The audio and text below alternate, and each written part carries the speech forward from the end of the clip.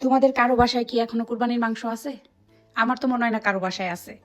দেখো, আমাদের বাসায় ফ্রিজে কুরবানির মাংস আছে। এটা দেখে মোটেও আমি অবাক হই নাই, কারণ আমি জানি আমার বড় বোন এমনই।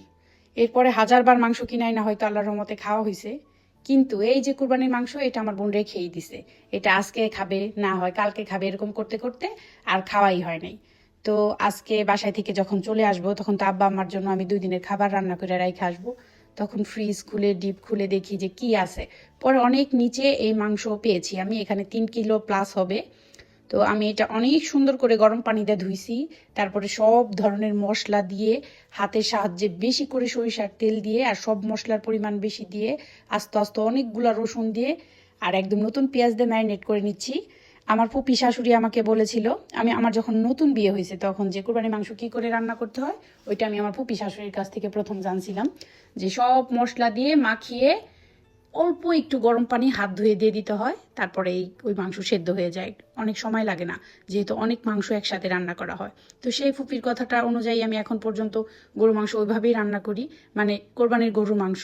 আর আমি প্রত্যেকটা মানুষ আমাকে আমার জীবনে যত সাজেশন দিয়েছে, আমার যদি মনে হয়েছে যে রান্নার ক্ষেত্রে হোক আর লাইফের অন্য অন্য ডিসিশনের ক্ষেত্রে হোক, আমার যদি মনে হয়েছে যে এই সাজেশনটা আসলে রাইট, আমি তখন ওইটাকে নিজের আয়ত্তে নিয়ে নিছি। এটা আমার একটা বিশেষ গুণও বলতে পারো, আবার বড়দের কথা শুনি এটাও বলতে পারো। আমি একটু পাগলা টাইপের বলতে আমি আমার আব্বার আদরের মেয়ে। আর এটা হয়েছে, আমি সবসময় বলি আমার আব্বা আমাকে অনেক আদর করে বড় করছে, আব্বা আমার বড় বোন। তো ওই হিসেবে আমার পাগলামিগুলো একটু বেশি ছিল, কিন্তু আমার যখন বিয়ে হইলো তখন থেকে আমি একটা ঘর কোনো সংসারী মেয়ে হয়ে গেছি। একেবারে সংসারের প্রত্যেকটা দায়িত্ব যেভাবে মানুষ নিজের আয়ত্তে নেয়, আমি ওভাবে নিয়েছি। আমার যদি কখনো কেউ মানে একটা জিনিস শিখাইতো, আমার আগ্রহ ছিল ওই জিনিসটা শিখার উপরে। আমি সবসময় এরকম মানুষের কথা শুনি, যদি আমার রাইট মনে হয় ঠিক তখনই শুনি। আবার আমি কিন্তু ঘাওড়াও আছি।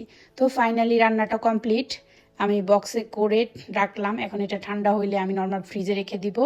আর মা বারবার বলতেছিল গরম ভাত, ধোয়াওড়া গরম ভাত আমি অনেক পছন্দ করি। বারবার বলতেছিল ধোয়াওড়া গরম ভাত দিয়ে মাংসর তরকারি দিয়ে খেয়ে যা, ভালো লাগবে। মা তো মাই বুঝো, যত অসুস্থই থাক খেয়ে যাইতে বলবে 500 বার।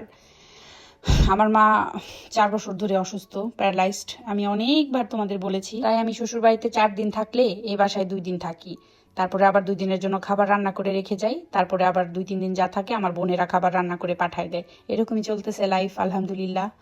তারপরেও মা বাবা অনেক সময় বেঁচে থাক, আমাদের ওমর আমার মা বাবার লেগে যাক।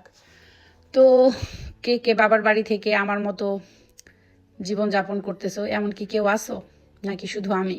ভালো থাকো সবাই, আল্লাহ হাফেজ, আসসালামু আলাইকুম। আমি লাস্ট মায়ের হাতের রান্না খেয়েছিলাম 4 বছর আগে।